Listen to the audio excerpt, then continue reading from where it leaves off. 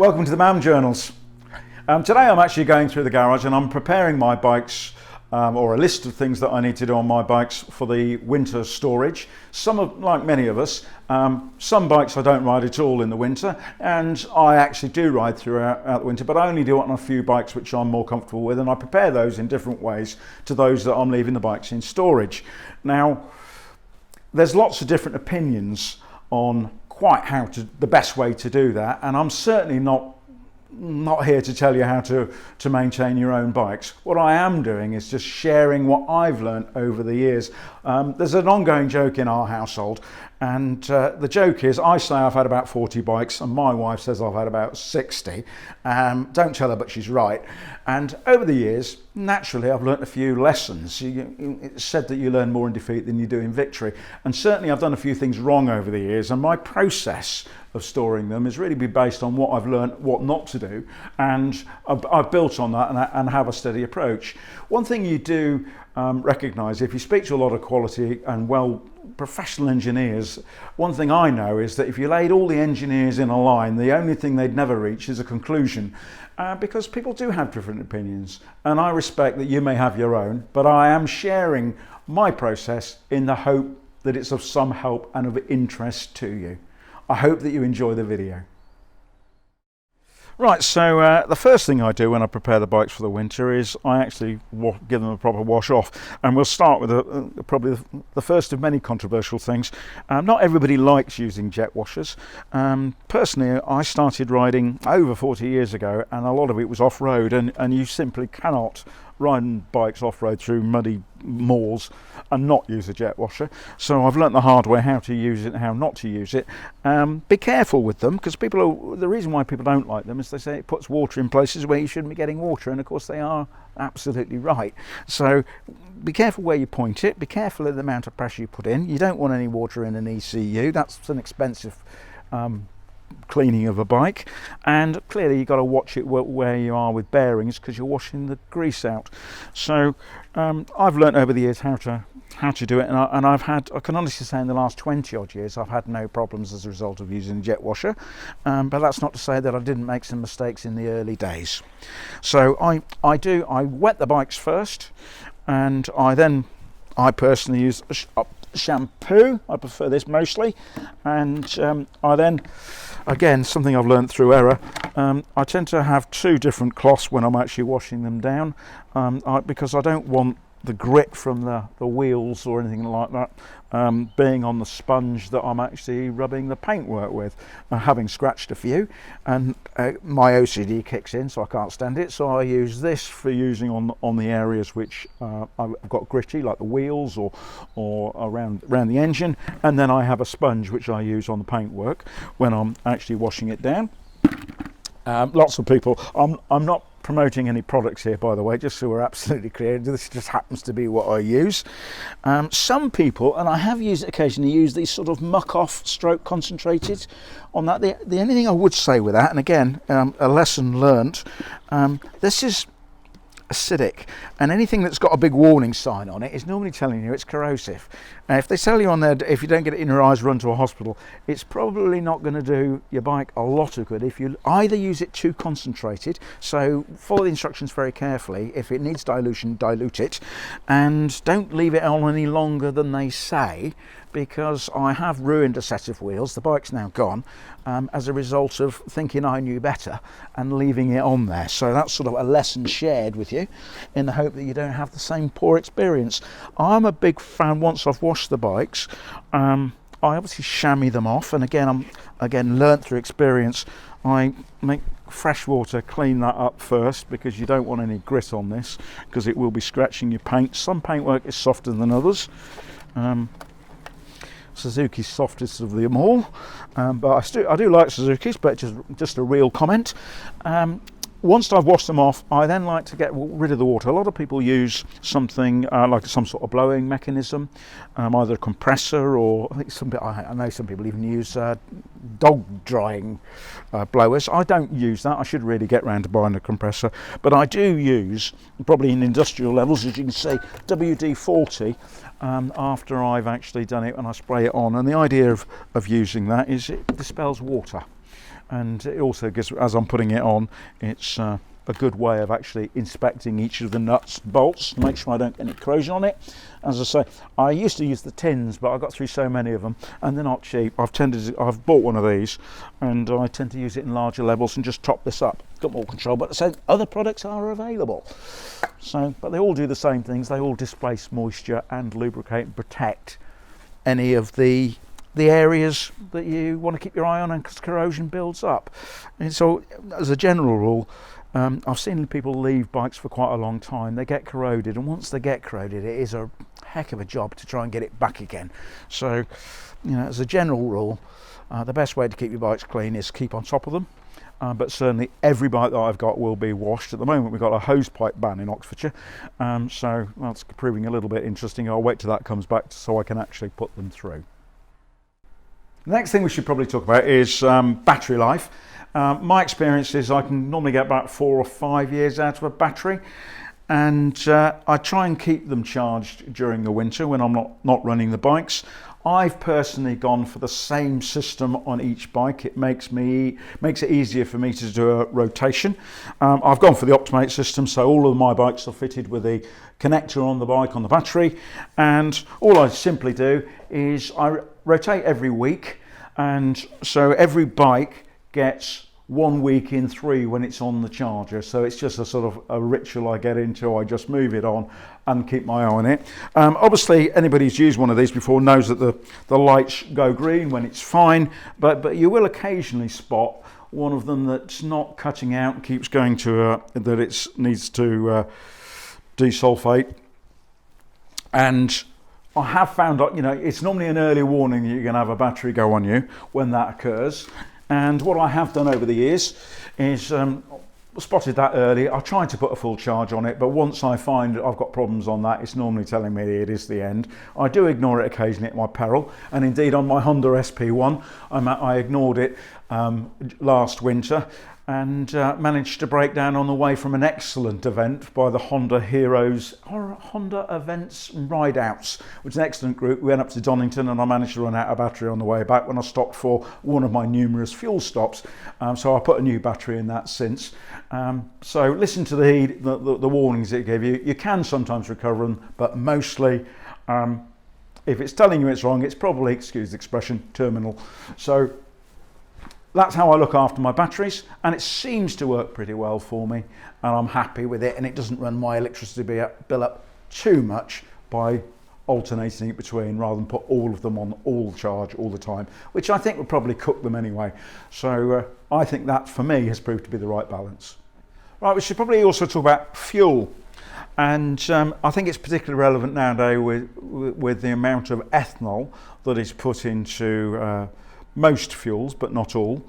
And I'm sure that many of you are aware, but the E10 and the E5 warning or declaration on it doesn't mean that it's got 10% ethanol in, or doesn't mean that it's got 5% ethanol. It means it's got up to 10 and up to 5. Now, ethanol in running a bike in normal conditions is not a problem, and the trouble is that it separates.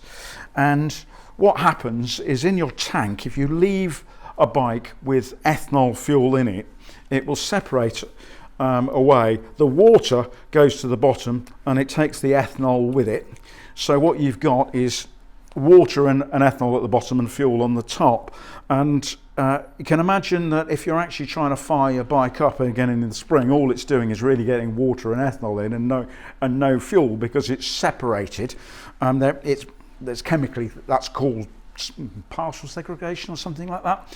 I'm sure somebody will correct me if I've got that wrong, but it's a process. And what you can do is you can buy stuff which you add to it, which is a stabilizer and stops that occurring. There's various products available, but my preference is if you don't want ethanol to separate, well, if you don't put it in the tank in the first place, you don't have to worry about it. So in the UK, and in most parts, but not all parts, SO Supreme 99 is the one that has actually, although it says E5 on the pumps, it actually hasn't got any ethanol in. So what I do is I make sure that all of the bikes on their last runs are filled with SO Supreme, and I then make sure to prevent any rusting in the tank, because naturally if there's a segregation or a gap at the top between where the fuel is and where the top of the tank is, condensation will form in there and your tank can rust. So I actually top up every tank right to the brim to take out that air gap. And that has prevented me. If it sounds like I've learnt from error, I absolutely have. I didn't used to do that, and I found I had a Honda 900 and I managed to get quite a lot of rust in that tank by not taking the time and trouble to absolutely top it up. It's a bit of a faff, but once I've done it, I'm happy that it's complete and safe. I'm particularly worried about ethanol in this bike because this is my only carburettor bike, and carburettors tolerate ethanol probably less than fuel injectors, but neither of them like fuel being left in them and separating, because it gunks up whether you're talking about injection or whether you're talking about carburation. Okay, so one of the endless debates that motorcyclists and engineers have is, are you better off running the bike in the winter or just leaving it, not running it at all and starting up the engine? And there are merits in both. The disadvantages of running a bike without having the full loading, getting up to full temperature, is actually you may be doing more damage than good. But I've actually gone on the camp, I've tried to sort of leave them in the garage, come back in the spring and see what happens approach, and it hasn't always been completely successful, if I'm honest. So therefore what I've adopted is I run my bikes about every 6 weeks, and I start them up, and I then make sure that I run the bikes up to temperature, normal running temperatures. And each bike has its different running temperatures. I mean, the Hondas I like to get up to about 80 degrees. And then I actually sometimes turn them off and then start again and put another heat cycle through it. And really what I'm trying to do is if you just start it for a very short period, you'll actually be bringing air and condensation into the engine, which isn't what you want. So you do have to run it for a quick startup won't actually achieve anything. You've actually got to run it, get it up to temperature, and let all the condensation come out through the exhaust. So if I've still got any white condensation coming out of the back of the exhaust, that's instantly tells me in the winter that I need to run it a bit longer. So I do actually run them for quite a few minutes, and if it starts getting too hot on the temperature on the gauge, if your bike's fitted with one, then I turn it off, let it cool and go again until such time as it is running clear. In terms of warming up, actually on these Hondas, these are the Hondas, Roger Ditchfield, who, if anybody who's watched many of my videos will know, I had the pleasure of dealing with him, or him helping me make a video on the Honda SPs, and he's a brilliant engineer and a very nice bloke, so quite annoying really. And what he's suggested, and I put it on the screen now, there's about a warm-up procedure. His warm-up procedure is really about starting it from when it's been stored for a long period. I use a sort of derivative of that startup process, but by putting it on the screen, those of you who are interested in recommissioning bikes, it's very useful advice. But certainly in terms of when I run them, I obviously start them up. I'll start with a bit of choke. I want the least amount of choke as possible going into the bike. I want it to fire, because if you're cranking an engine, as most of you know, you're pumping fuel in there, and if it's pumping but not setting light to it, then clearly it's going somewhere. It's washing out your bores, which isn't great and can damage your rings, and you're also putting unburnt fuel into your crankcases, which isn't great for your bearings.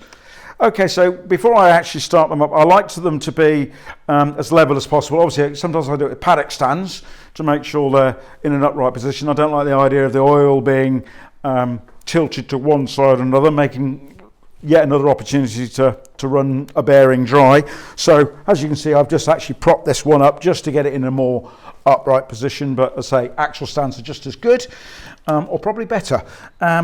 What I do with the bike is I clearly want to run on the least amount of choke that I possibly can, because I don't want extra fuel, any more fuel than is required to get the bike started, because I don't want excess fuel going through there that isn't being burnt, that actually either washes out the bores, which isn't great for the pistons and rings, nor do I want unburnt fuel going into my crankcases, which can affect the bearings. So I'm going to start the bike, and I'm going to use a little bit of choke on the SPs. They're on a weird position down here, quite unique. So I'll give it a little bit of choke there, and then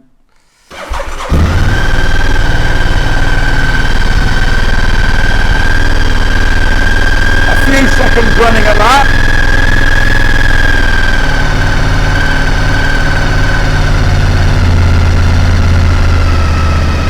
I'm now backing the choke off, and I'll go to the throttle, and I want to gently increase the revs.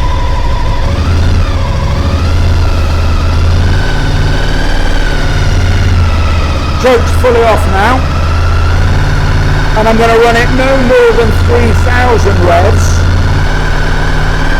gently increasing between the two. And I'm going to wait for that temperature to get to 80 degrees.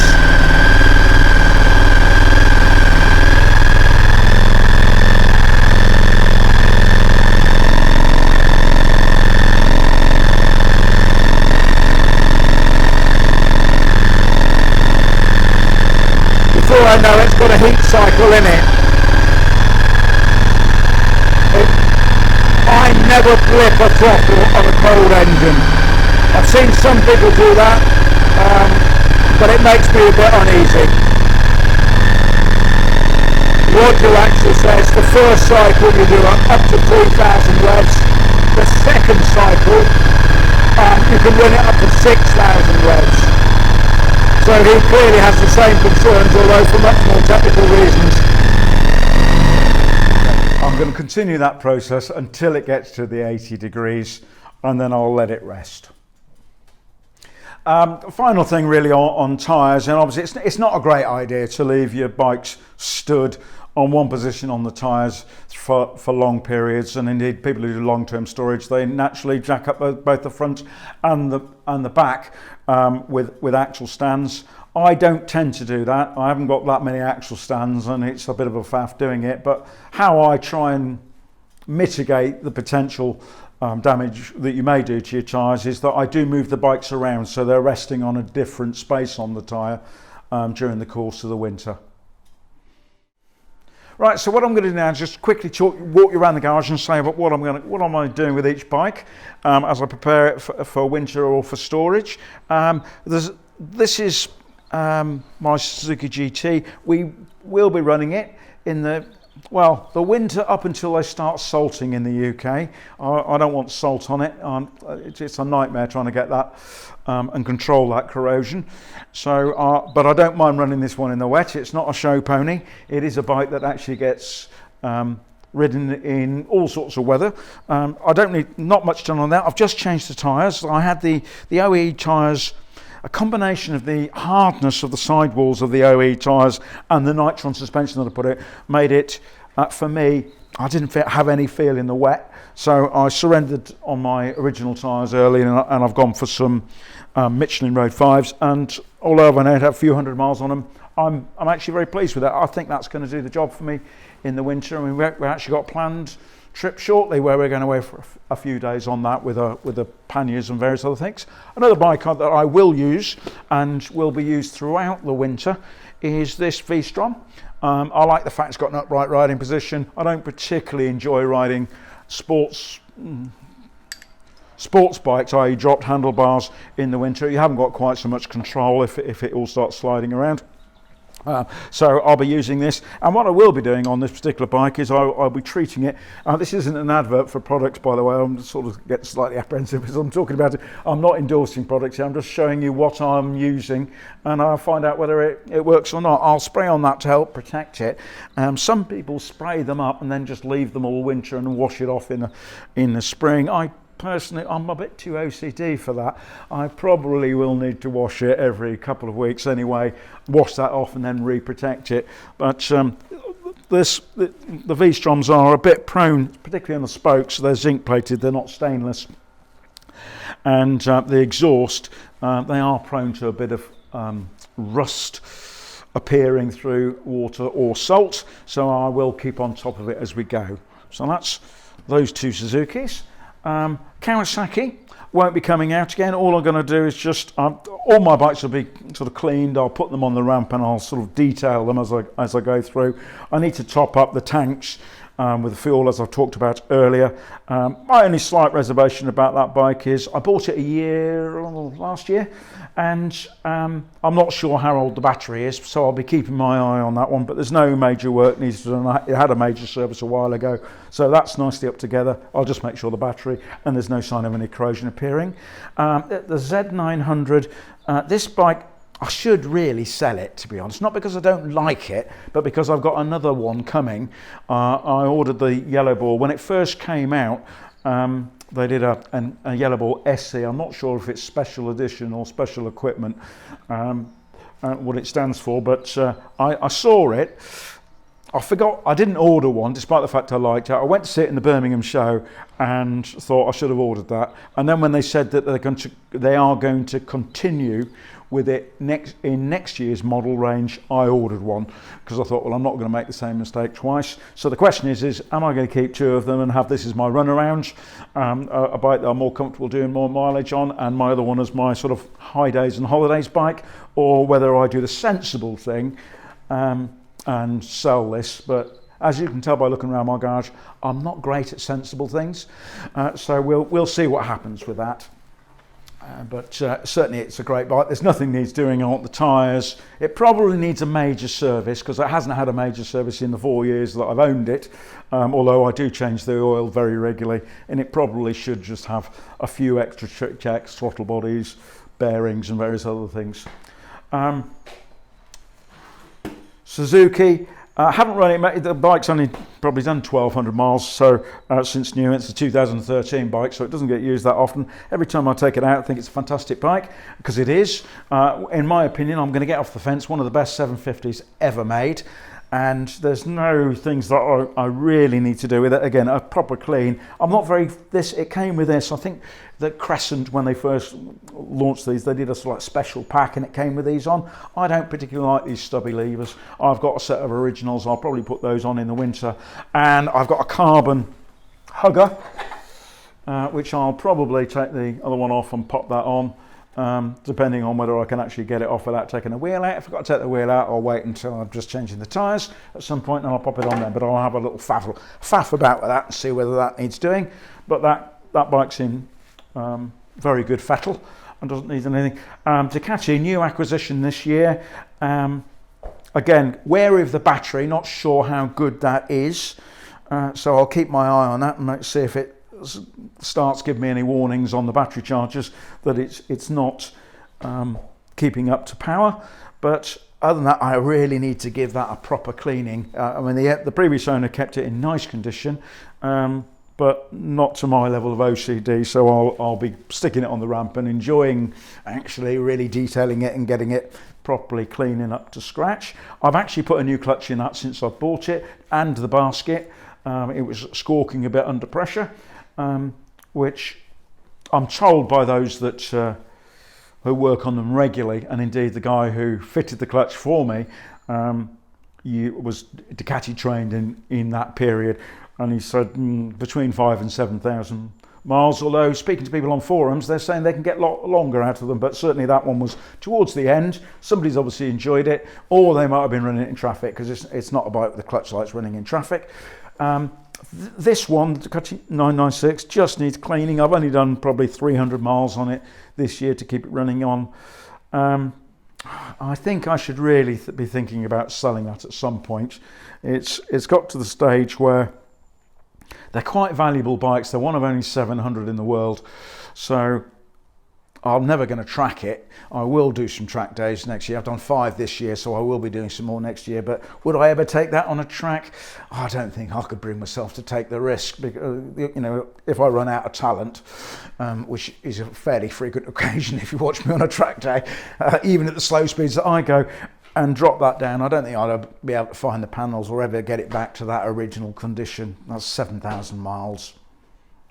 I'm the second owner, so if I'm sensible, I should probably think about selling that. But as I've just touched on, being sensible is not one of my stronger characteristics.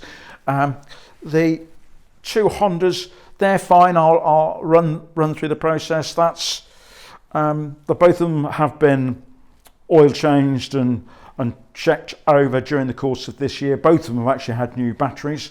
That one as a distress purchase, and as I touched on it in my earlier comments, that one I just tested it up and picked it up on the